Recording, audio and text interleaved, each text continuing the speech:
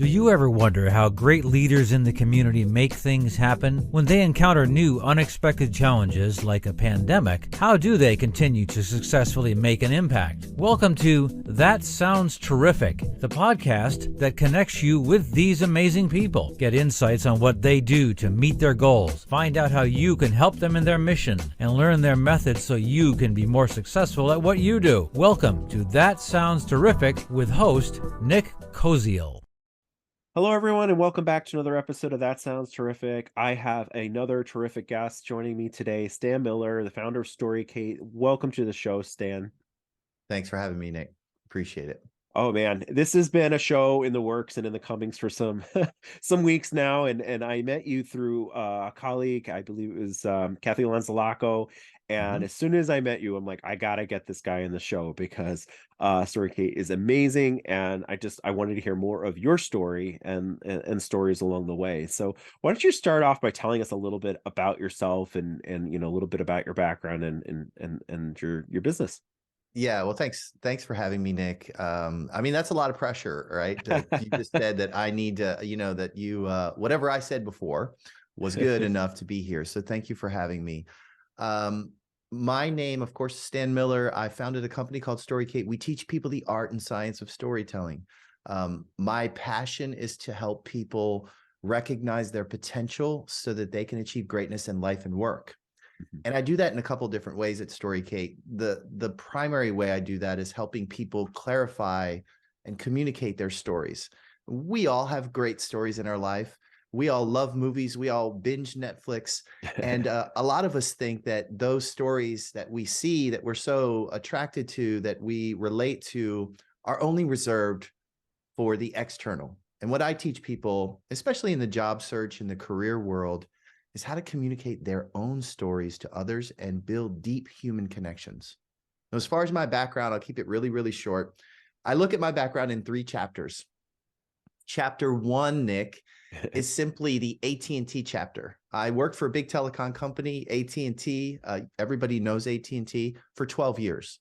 Now, in those 12 years, Nick, I experienced every emotion that an employee can experience. I was at the top of the top in sales. I was laid off and came back to the company halfway through my experience there. And I did 7 different jobs in a 12-year period.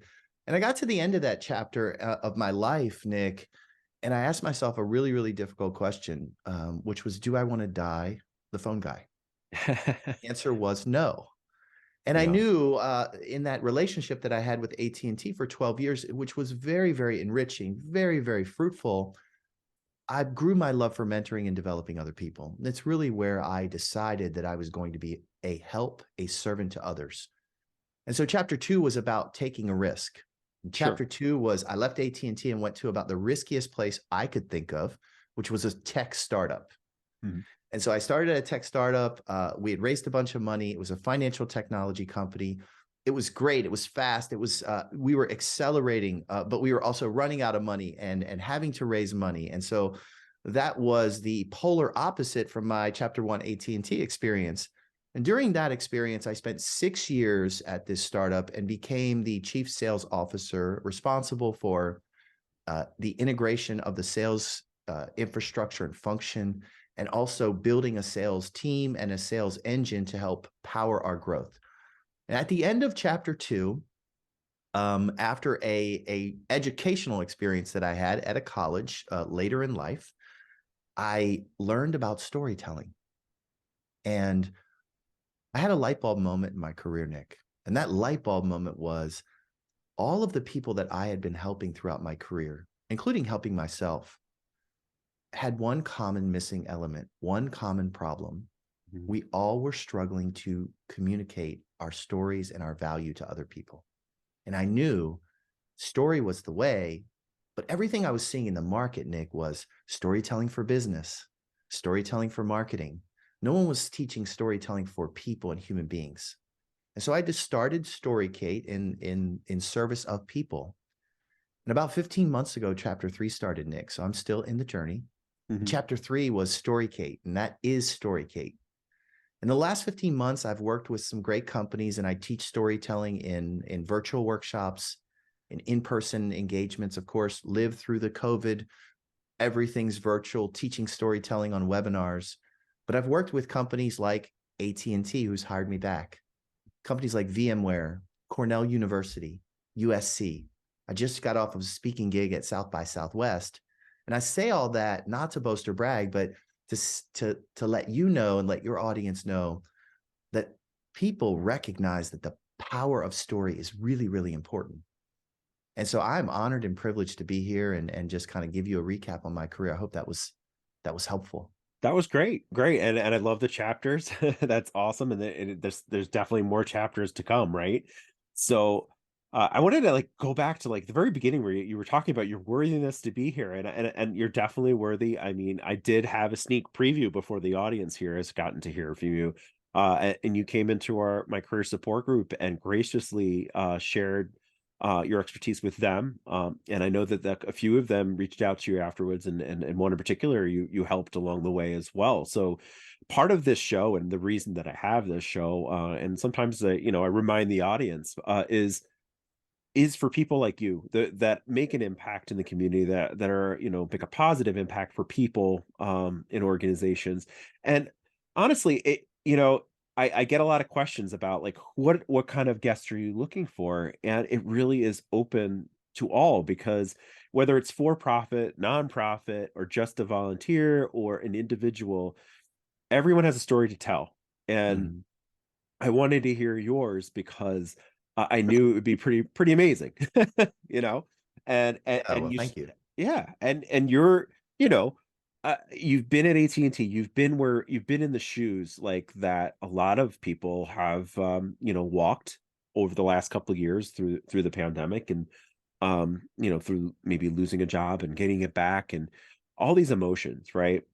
Mhm. So I guess my next question is like, you explained kind of like the overview of the book and like how your story has come to life, but like, where did the idea like really start to blossom for your business?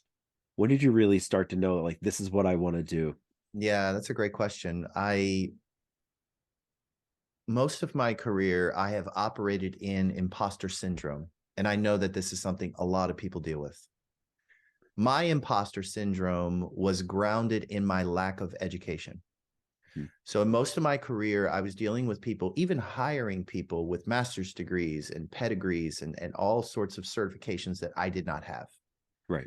And so that was a really big, I viewed that as a disadvantage for most of my career. Late in my career, I had an opportunity to go to school and check that box. And Hmm. I thought it was simply, I was simply going to check a box, and Right. that would help me internally overcome the imposter syndrome that I had felt for most of my career. But what I learned was that was the spark that I needed so that I could enable myself to help other people. And the reason that that experience was so important for me is my first course was on storytelling. And I Hmm. took a program on a 4-year program online on digital communication. And so I went back to formal education, higher ed, Hmm. and was looking to check that box, Nick. And what I found was storytelling. And I had come to school on the back of all of this experience. So I knew there were problems that existed. And the minute I took that course, I started building my business because I knew that this was something that I needed. And I also knew that this was something that other people needed. So that was the spark. Well, it's fascinating. It makes me think of,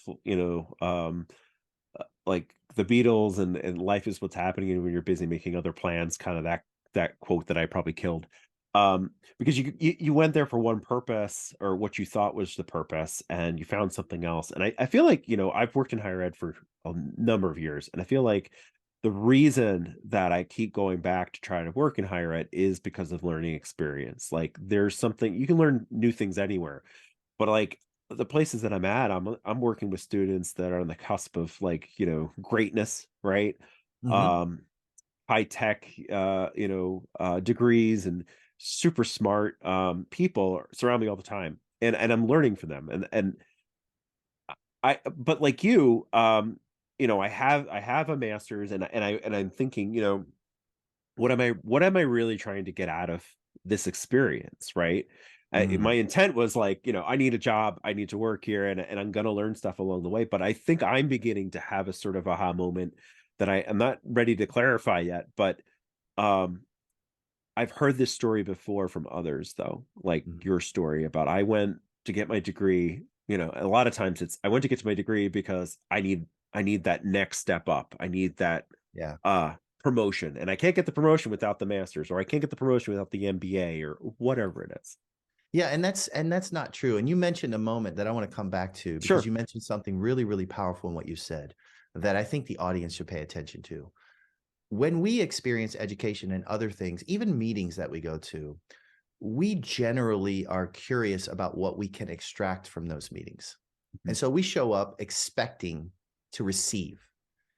And what I've been teaching people is a paradigm shift, Nick, which is Mhm. when you show up with an expectation to give, Mhm. and change the paradigm from it's all about what I'm going to receive to it's how are these people going to experience me? Mhm. So when I'm going to a meeting, what I'm doing is I am focused solely on how others are going to experience me. Even in Sure. preparing for this talk, it's about how do I want Nick to experience me? When you go to an interview, how do you want the interviewer to experience you? When you're dealing with higher ed and you're in your class, how Mhm. does your peers and how does your teacher experience you? When you understand the power of that, it changes everything for you.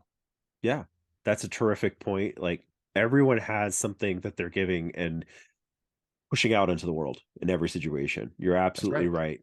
right. And that is part of like what I was kind of getting to. Yeah. Yeah. That there I used to go around like RIT when I worked there, and I'm like, my God, everyone here is head over heels smarter than me, right? Like, Hmm. over my head. But it's in a different kind of level. It's a different type of smart, right? There's things that I Yeah. do contribute to. So trying to get up past myself sometimes is a challenge. And I know that that's something that, you work with your clients, is helping them to do exactly what you're saying, like, Yeah. shift the paradigm, right? Yeah. I So mean, teaching people how to influence how others experience them. right, right. And so you worked for AT&T, a very large company. Mhm. There's a story around, I think it might have been, it's one of the major toothpaste companies. I want to say it's Crest. All right. And they used to have a contest, essentially, an opportunity every year for their employees. And it was open to anyone. All right. And Mhm. it was based upon how can the company make more profits in an easy way, right? Sure. And there was a person who wasn't in sales, wasn't in product development, wasn't like, it was just an average. I think he might have even been a sanitation kind of cleaner worker, Mhm. He threw in the suggestion box, make the tube wider opening. So Mhm. every time someone put toothpaste on there, they do the same length, right? But if it's wider, Yeah. you're using more product, and that increased sales. And, Mhm. that idea came from someone who wasn't in product development, right? Yeah. So I love what you just said here, and like, everyone has an opportunity to shine in every situation, every conversation. And that's a great way to look at and approach to every interaction that you're going into. So thank you for that. Yeah. I think listeners do Well, need to know that. you're welcome. And I think it starts with being present and Mhm. paying attention. It's very easy to get caught up in work, cog in a wheel. You're leading, you're managing projects, you're managing people and teams, and not to be paying attention. And so Yep. when you focus on being present, you can learn more, you can give more, you can extract more value, and you can come up with these ideas that are things that the companies or the organizations might need and people might need. So you successfully unblocking yourself Yeah. and so many people in the corporate space are worried about what's next, but not paying attention to what's happening right now. Mhm. Yeah. And You're it's absolutely important to right. pay attention.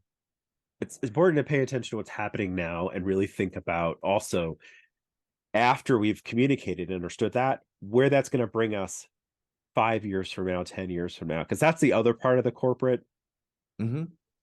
business area that Yeah, sure, they have projections for 5-year, 10-year, but they're really not paying attention to what is happening out there, right? Yeah, well, I mean, companies have projections. We have business units that are planning and projections. And what happens when a COVID event happens? Right.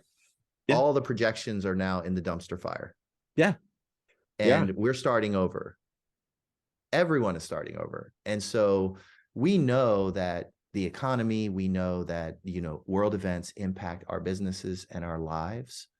And the controllable in the situation is how we behave, how we act, how we treat others. Yeah, you're absolutely right. So let's shift gears a little bit. Let's talk a Sure. little bit more about, your company and your process. So Sure. how do you approach, you know, storytelling with a client, or like even before that, like, your interaction, how do you explain the important, we know the, like, I know the importance of stories, but like, how do you kind of portray that? Well, it starts with establishing a baseline, like most businesses. Right. If you're in business, you first seek to establish a baseline. So when I work with a client, I want to know how they answer the question, tell me about you right now. Hmm.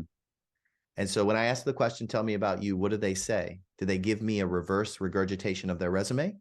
Do they give me the history of their existence since they've been born? Do they talk about their family and their personal things? Where are they?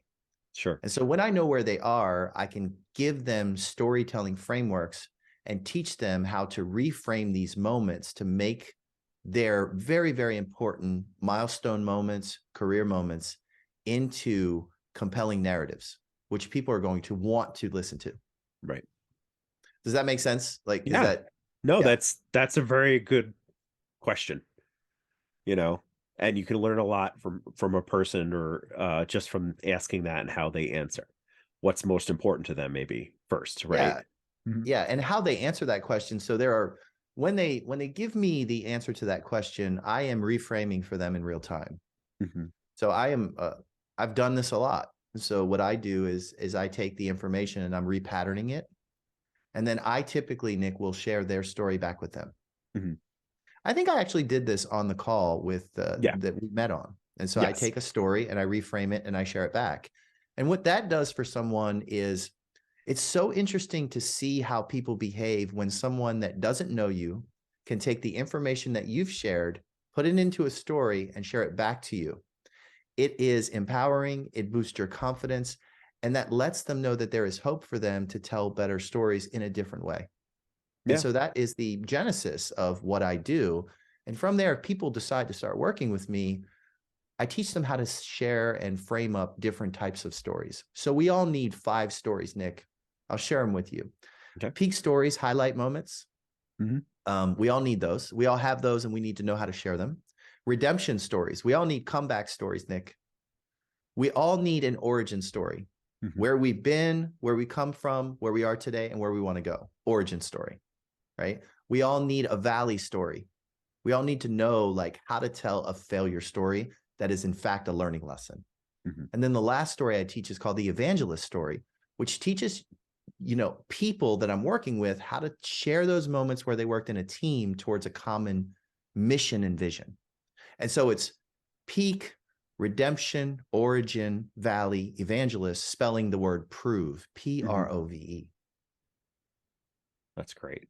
Yeah, I do remember that, and honestly, I have to applaud you, because the person in question that we were talking about has continued to go to my group, and we saw new confidence in that person as they were telling their story in the future, and telling other things about what they were trying to accomplish. And I know that I'm pretty sure they worked with you offline after that too, which, I would strongly suggest anyone in my audience, at the very least, to reach out and connect to Stan Miller, and we'll have his connections in the show notes so that you can do that.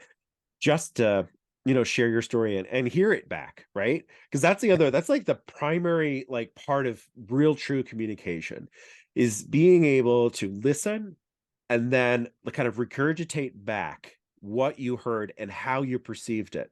Because the other thing that happens there is, especially if you get, like, a business conversation, like you're meeting and you get the 30-second elevator speech, and like Mhm. Stan hears that and then kind of regurgitates it back in his own words and what he heard and what he focused on, what he felt was most important. That might be totally in contrast to what that person was trying to share. That's right. And it's interesting, Nick, and I'll ask you this question. What's more important, selling yourself or having them understand who you are? Right. Yeah, for me, it would be understanding who I am, because when they'd find that out, they could tell me. Well, and that's the thing. Right. Like, we are training massive amounts of people that they need to sell themselves. Mm. Most of these people are not sellers, don't know what sales is, and then now they have to sell themselves. Yeah. And so what our approach at Storicate is a paradigm to that, which is, I want to help you connect and have people understand how you can help them. Because your past experiences is the very fabric of what communicates what they might need. Mm-hmm. And they may or may not need you. But Yeah. if they do need you, they should understand what you have done and the value that you will bring and deliver to them when you're performing at your best. And so if you do that through story, you have a better chance of connecting, getting the next promotion, getting the next job. You're absolutely right. And the great thing, like I have kind of similar method when I'm approaching and talking to people about the podcast, about potential guests, right? Mm-hmm. So I have a full-time job that I do that really brings in the money and supports our family. And what I found is super interesting, it's business engagement, right? I will be meeting somebody for that job and I would be getting the data science connection and everything's going great. And then they ask me, well, what else do you do? Right. Oh, I'm a podcaster. I do this. Oh, what's the podcast? And there's another connection there. There's another like Yeah. opportunity. Right. And vice versa. There's been just strictly conversations that I'm having about this is a potential guest I really wanted the podcast. And well, what do you do for a living? Right. Does a podcast pay for your bills? No, not really. And they're like, really, you work with data, you can help me with data? That's awesome. So like I get leads from both ends. And if I wasn't telling like, and I'm not telling the story probably in the best way, according to your methods, but if I wasn't sharing those aspects, there would be misconnections. There would be opportunities that we didn't have Yeah. to pursue, right? Yeah. So I do need your I think I need your service to kind of get that more precise, right? As you Yeah. can Well, I hear, think I'm very wordy. what you're doing right now that's really working well when I'm hearing you communicate it to me Mhm. is that you are causing them to be curious. And so one of the things that we can do when we decide to be more authentic than we would normally be with someone is we cause curiosity. Mhm.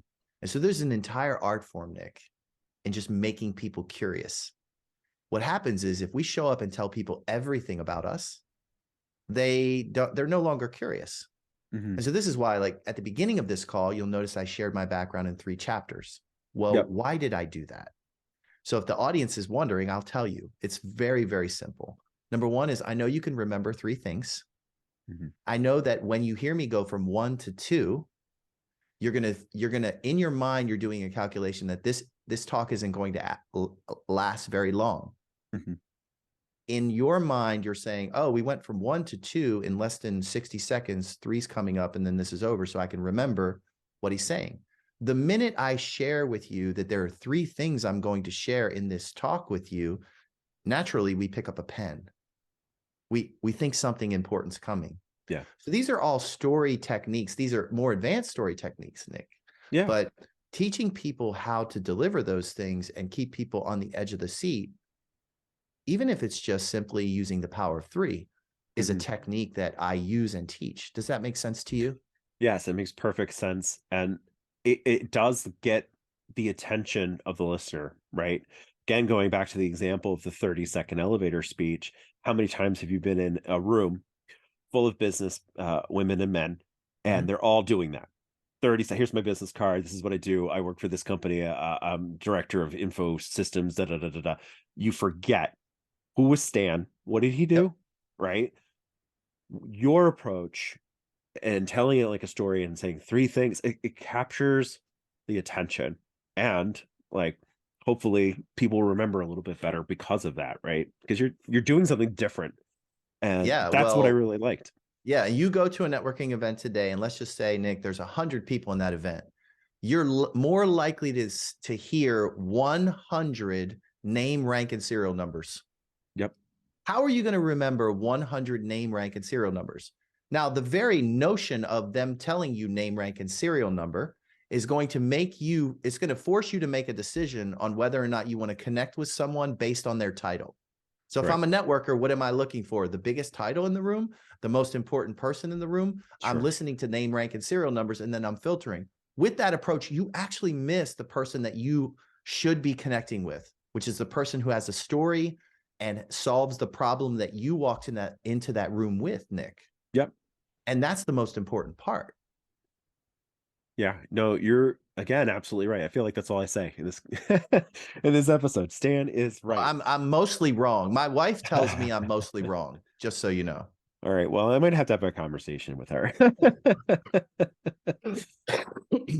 So, the other thing again, like, so this really can work anywhere and with anybody. But I'm also thinking about, I deal in a lot of vendor fairs and conferences, and that's there are differences in the way that some vendors approach you. So like they say, hey, I look at my product, this is what we do, and that's sort of the end. But I have had not someone that went out and said, one, we do that at chapter 1, right? But told more story, right? Oh yeah. Like the it's still like the pitch for Tiger Tank, maybe, or not Tiger Tank, but yeah. I'll give you Shark the Tank. secret. I'll give everybody that listens to this, if you are here with me and Nick, and we're probably in 20 to 30 minutes now, but Yeah. if you've still hung on, I'm going to give you the secret to networking. When you show up, everyone in that room wants to know 3 questions from you. They want to know 3 questions about you. And those 3 questions are who you help, how, and what others get from your help. So if you just focus on the one statement that you can say that is who I help, how, and what others get in return from my help, you will make endless connections on the back of that methodology. You're so right. Notice though, Nick, Yeah. there's no title. There's no, I've been here for 20 years. There's no, I'm some big fancy CEO. It's who I love to help,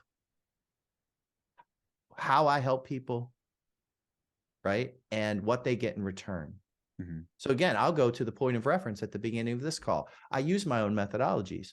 I help people, right? I told you that at the beginning of the call. Yeah. I said, I help people, right? Recognize their potential so that they can achieve greatness in life and work. That should be enough to make someone curious to say, how do you do that? Well, I do that by teaching them the art and science of storytelling. So all of this is communication framework that's understandable, that's easy to use and easy to implement. The only hardest part of it is practicing. Right. Yeah.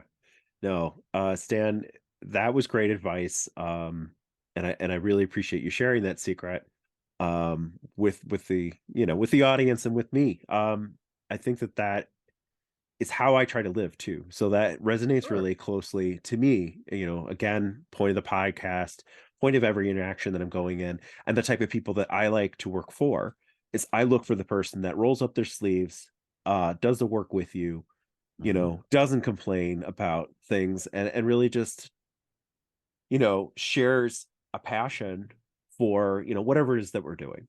Right. Yes.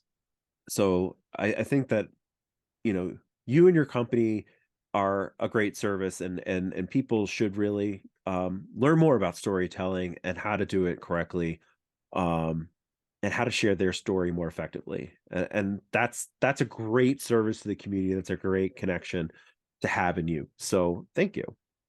You're welcome, and happy to help anybody that needs help. Great. So we're getting to the part of the show where I'm going to ask that crazy stumper question I told you about. Is there anything else that we haven't shared, right, that you want to share? So while you're thinking about that, I'm going to ask a couple of little quick questions to learn a little bit more about Stan. So when you were growing up, I don't think you were, thinking about being an AT&T, employee. What was like your dream job?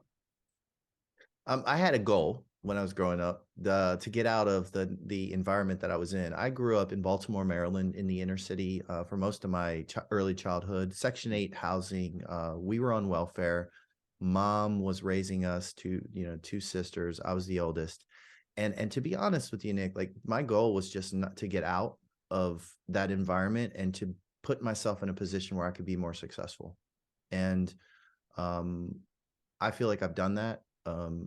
I'm living in a new state, and I've created a life. And for myself, I'm a first generation college student, only one that's went to school in my family.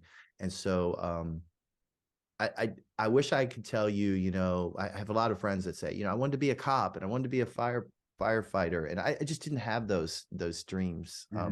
What I wanted to do was just to be able to get to a sustainable life. And I've been able to achieve that. And actually that's enough. Yeah. No, I think that's the most important thing, is you achieve what you want to do, and it, to me, like being like an astronaut or a cop or something like that, is a realizable goal. But how often do you ask kids that, and they come up with like, I want to be a unicorn or whatever, right? So I think there's very few people that I can ask that question to who can say that they achieved their goal, right? And I think that's terrific. So awesome. Kudos to you. That's why we're on achieving the, that's terrific. Yeah, Yeah. it's the same theme, Right. No, I think that's awesome. So, all right. So how about, is there anybody, in your life, either like a, popular person, actor, or whatever, that you look up to, that inspires you? Yeah, so I go through inspirational spurts with following certain people obsessively, friends, families, mentors, coaches. Right now, I'll give you who's inspiring me lately right now, Okay. which is Coach Deion Sanders is inspiring me right now. The head coach of Colorado now. You probably heard a lot about him in the news and in the press. And taking lessons from his leadership style, meritocracy, sort of, old school leadership, and work hard mentality, and also a component of faith that I think is really important. He's got my eyes right now.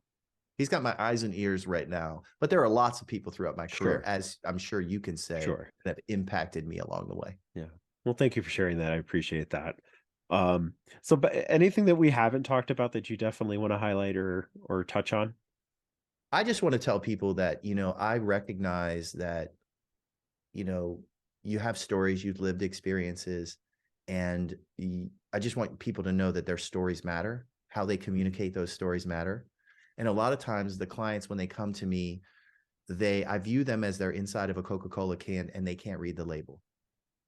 And so a lot of times your friends, your family, even coaches and mentor aren't going to tell you how your stories are resonating, and if they are. And so the thing that I believe I'm gifted with is the ability to read the Coca-Cola can. And so the opportunity for someone that, if you're on this call and you're listening and you feel like you're inside the can and you're in the echo chamber and you can't really read the label and you need someone to spend some time with you reading that label, I would suggest reaching out, and I'll be happy to help you with that.